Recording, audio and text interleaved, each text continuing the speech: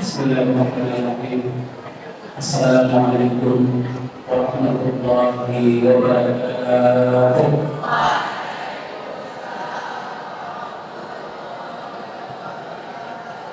Alhamdulillahirabbil alamin.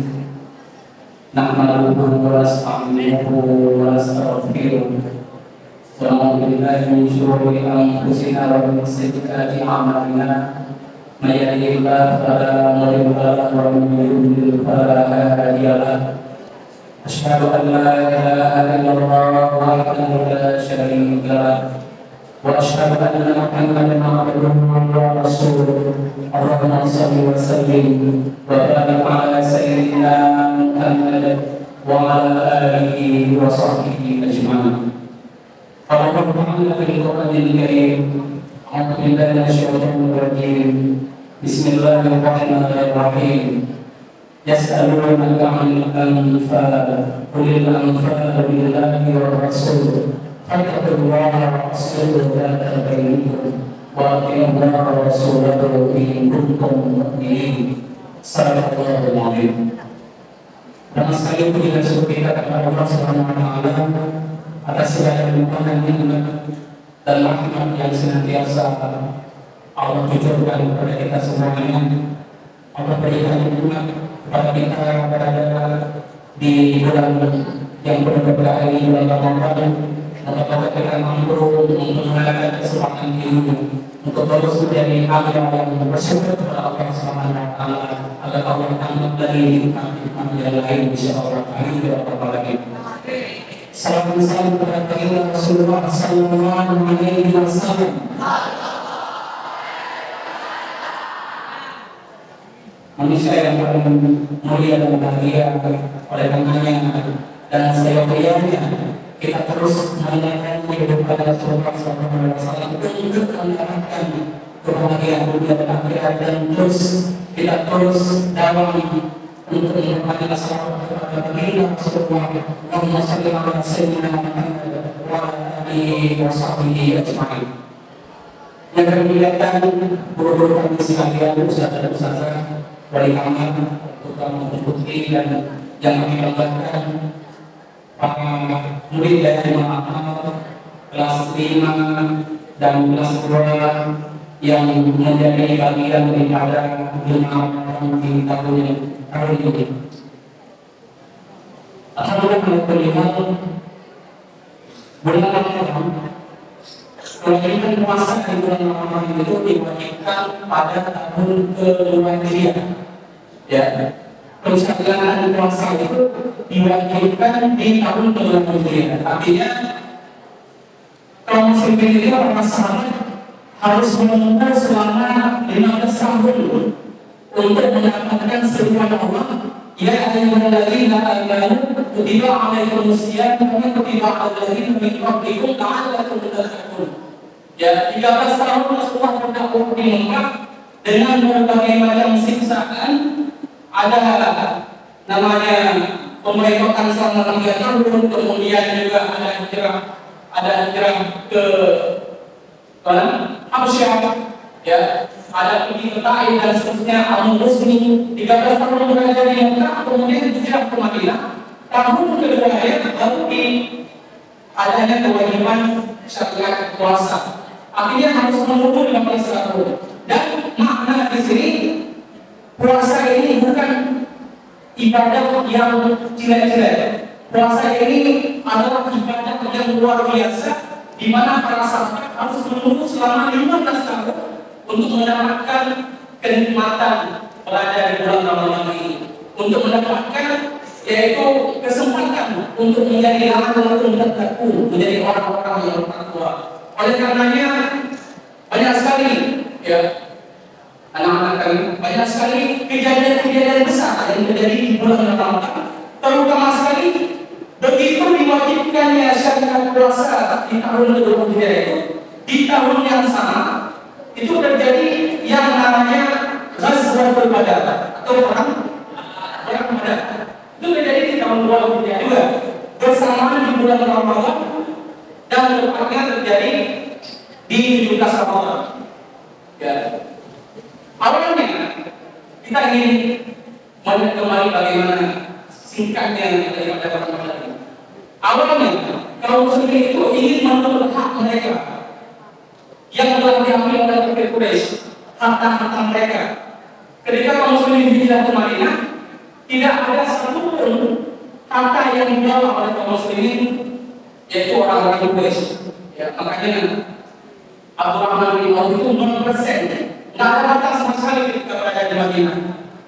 Ketika ada kafilah berada di negeri Syam yang dipimpin oleh Abu Sufyan pulang ke Mekah, kaum muslimin menghentikan mereka dalam rangka menuntut hak mereka, yaitu harta yang menjadi milik daripada kaum muslimin. Dan kemudian apa yang terjadi?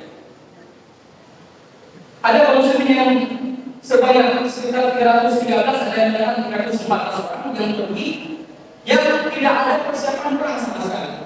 Dan Abu Sufyan pada waktu itu juga mengirim tambahan pasukan, maksudnya meminta tambahan pasukan dari Mekah yang kemudian dibawa oleh Abu Jahal itu sebanyak 1000 pasukan. Ya. Dan mereka kaum kafir Quraisy yang datang dari Mekah ini itu pada dasarnya pada awalnya tidak ada maksud untuk berperang juga. Tidak ada maksud sama sekali untuk berperang.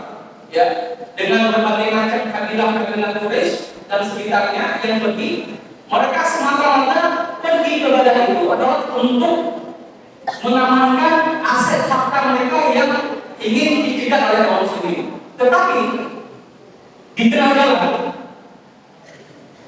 Abu Jahal itu kan standarnya orang bapaknya kebodohan, standarnya kebodohan itu ada sama Abu Jahal, makanya dipanggil dengan Abu Jahal, ya kan? Abul Hakam, ada gelarnya itu gelarnya daripada Abu Jahal itu Abul Hakam. Itu Amr bin Hisham aslinya, ada gelarnya Abul Hakam, bapak bijaksana. Tetapi ketika ada orang Rasulullah yang dipanggil dengan Abu Jahal, dia yang di tengah jalan memprovokasi, mengancam seluruh daripada pasukan-pasukan kaum kafir ini untuk menghabisi kaum muslimin. Inilah saatnya kita habisi Muhammad dan kawan-kawannya. Inilah saatnya kita akan buat pesta besar-besaran. Oleh karena semuanya terpaksa, semuanya harus mengikuti Abu Jahal untuk ikut perang. Makanya di situ ada juga Nabi Rasulullah yang menurut iman. Makanya dalam pihak kafir Quraisy itu ada juga Abbas bin Abdul Muthalib yang penting. Dan singkatnya terjadi perang 313 atau 314 orang berperang melawan 1000 orang. Ada yang mengatakan 950 karena 50 orang kembali, ya, kabilah itu kembali di Abu Jahal. Dan itu menjadi perang itu, dan yang menariknya tidak bisa dilogikakan sama sekali bahwa kaum muslimin dengan jumlah 300 memenangkan pertempuran itu melawan pasukan yang 1000 orang itu dengan bantuan Allah saja, dengan dikirimnya para malaikat tentu saja, dengan strategi-strategi yang Rasulullah dan para sahabat lakukan tentu saja. Dan oleh karenanya setelah perang Badar itu turunlah ayat Al-Quran, Yas'alunaka 'anil anfal. Ketika mereka bertanya tentang anfal, Imam At-Tabari dalam kitab yang Al-Bayan dan Al-Bayan itu menjelaskan bahwa anfal itu adalah ghanimah, harta rampasan perang. Harta rampasan perang.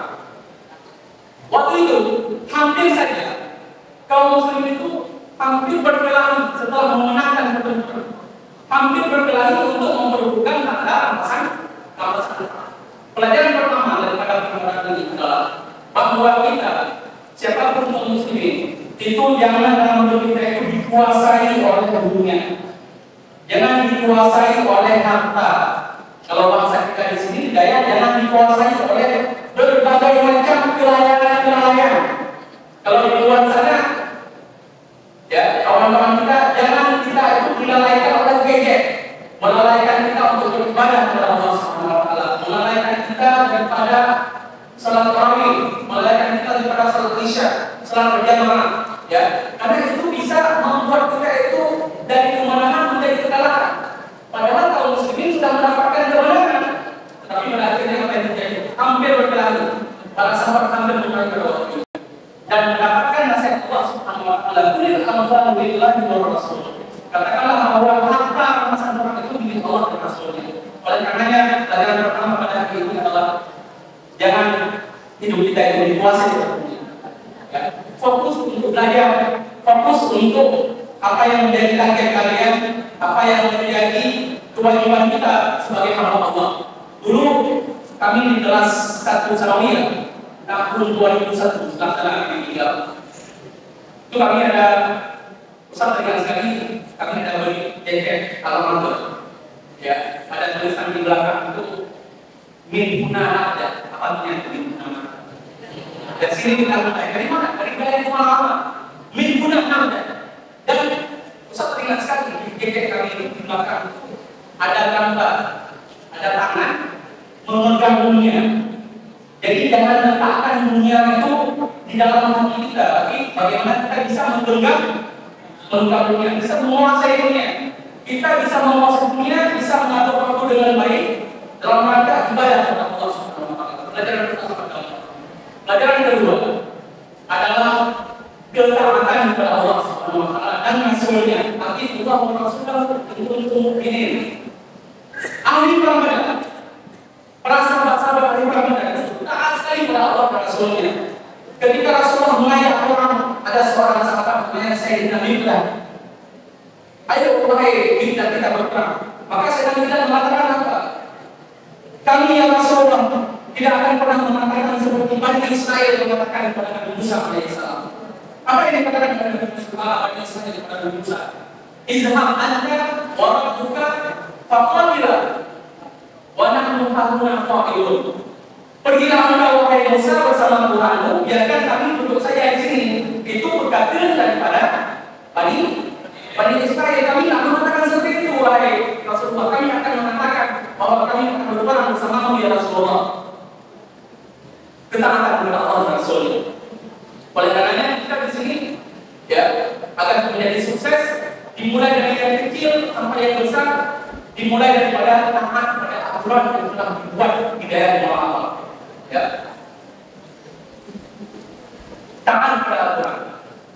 Jangan sampai kita membangkang kepada aturan. Karena setiap daripada siapapun ya, yang mengikuti aturan itu akan menuai keberhasilan. Siapapun aturan kaidahnya adalah orang yang selalu tunduk kepada aturan yang telah dibuat, maka dia akan sukses. Itu saja. Ya. Pelajaran yang kedua orang yang taat kepada Allah dan Rasulnya. Pelajaran ketiga adalah yang ketiga itu kedermawanan. Alumni perang Badar, para sahabat-sahabat itu perang Badar. Itu sebagian besarnya adalah orang-orang yang sangat dermawan di sekitar. Salah satunya adalah Abdurrahman bin Auf. Ya. Abdurrahman bin Auf itu sahabat Nabi yang luar biasa dermawan dan totalitas memberikan segala sesuatunya untuk Islam. Ya. Totalitas memberikan segala sesuatu untuk Islam. Itu dakwah ini. Jadi sedekah itu hanya yang kemudian memberikan keberkahan dalam kita. Dermawan itu nggak mesti dakwah. Dermawan itu adalah membantu kawan kita buat PR, bukan kelek. Ya. Dermawan itu adalah membantu menyenangkan hati kawan-kawan kita. Itu juga bagian daripada kedermawanan. Ya. Kedermawanan itu adalah kadang-kadang lebih mementingkan diri orang lain daripada diri sendiri seperti itu. Dalam sebuah hadis Rasulullah SAW itu pernah bersabda, karena Rasulullah SAW ajwadun nas, wa kana ajwadukum ma yakunu fi Ramadan. Rasulullah itu orang yang sangat dermawan di antara manusia dan lebih dermawan lagi kalau ada di bulan Ramadan. Suatu kali ini untuk apa namanya? Untuk muhasabah untuk yang putri ya. Suatu kali Sayyidah Fatimah Az-Zahra, tahu nggak Sayyidah Fatimah Az-Zahra? Sayyidah Fatimah Az-Zahra adalah seorang perempuan yang nanti akan menjadi pemimpin para perempuan di surga ya. Sayyidah Fatimah Az-Zahra itu pernah meminta kepada Rasulullah, ya Rasulullah, belikan aku seorang budak ya Rasulullah untuk meringankan pekerjaanku di rumah. Bayangkan, Sayyidah Fatimah itu memiliki anak 4 orang. Ya, ada Hasan, ada Husain, apa lagi? Zainab dan Ummu Kalsum. Itu lahir 1 tahun sekali. Bayangkan betapa sibuknya Sayyidah Fatimah Az-Zahra. Ya, belum lagi bekerja urusan-urusan di dalam rumah tangga. Ya, akhirnya Sayyidah Fatimah minta sama Rasulullah. Kebetulan waktu itu Rasulullah memiliki uang dirham. Ya, meminta apa yang diberikan juga. Tentu Rasulullah mengatakan tidak ya Fatimah. Uang ini dirham ini akan aku gunakan untuk kegunaan kemaslahatan dakwah dengan para sahabat. Uang ini akan digunakan untuk yang lebih umum lagi, untuk masyarakat, untuk para sahabat, tidak untuk mulia Fatimah. Saya dapat Fatimah sekarang, saya dapat Fatimah ikut. Bukan seperti kita kadang kita minta memaksakan beli iPhone sama orang tua. Gak dikabulkan, lalu kita ngambil seperti itu. Ya. Saya dapat Fatimah seperti itu. Saya dapat Fatimah tangannya itu sangat kasar karena terlalu mengandung roti gandum dan seterusnya. Itu saya dapat Fatimah pimpin wanita di surga. Yang teman mau nggak jadi ahli surga? Contoh ini saya dapat Fatimah karena dia itu kasar, ya mandiri. Pelajaran yang kedua akan berkembang. Yang keempat, yang terakhir adalah fasilitas dan kehidupan. Perbaiki urusan antara kalian di hubungan. Faslu zat bainakum. Buat persaudaraan. Kita di sini bagaikan kalkasadil rohani, seperti satu tubuh, ya, yang sungguh waktu dan saling menguatkan satu sama lainnya. Antara adur di sini, antara curga dan apa lagi namanya? Ya, antara kakak beradik, ya. Bayangkan fasilitas zat bainakum. Kita memiliki hak, kita memiliki kewajiban untuk membantu adik-adik kita di sini dan teman-teman kita, ya, yang nantinya bisa memiliki investasi kita di depan. Mungkin 10 tahun ke depan dia akan bantu kita, 20 tahun ke depan akan bantu kita. Dan insya Allah semua persaudaraan yang di bawah itu akan membawa keberkahan yang luar biasa. Dan akhirnya apa namanya, ada sebuah kisah serupa, ya. Kedua, liman syarabatu ayyuhu an nas. Semua itu orang-orang yang disibukkan oleh aibnya sendiri daripada menyibukkan bicara tentang aib orang lain. Jangan pernah bully orang lain, jangan pernah bully kawan-kawan. Fokus pada diri sendiri untuk memaksimalkan skill yang ada, ya. Fokus dan mengamal hafal Quran, perbaiki bacaan Al-Qurannya, perbaiki bahasanya, tingkatkan bahasa, tingkatkan skill yang lain, menulis dan seterusnya. Dan akhirnya kepada anak-anak kami semuanya, ya, sebelum satu top, ya, mari jadikan amalan ini sebagai kesempatan kita, kesempatan luas kita untuk mencapai sesuatu target yang luar biasa, yang lebih baik daripada tahun sebelumnya. Kenapa? Karena seperti Salahuddin Al-Ayyubi itu menampilkan Baitul Maqdis itu juga terjadi di bulan Ramadan. Seperti Muhammad Al-Fatih membuka Konstantinopel juga terjadi pada bulan Ramadan. Jadi pertanyaannya, apa sampai pencapaian kita ini dari beberapa hal ini masih punya waktu di sini? Ya, apa pencapaiannya masing-masing menunjukkan subhanallah wa bihamdihi asyhadu an la ilaha illa anta astaghfiruka wa atubu ilaik. Assalamualaikum warahmatullahi wabarakatuh.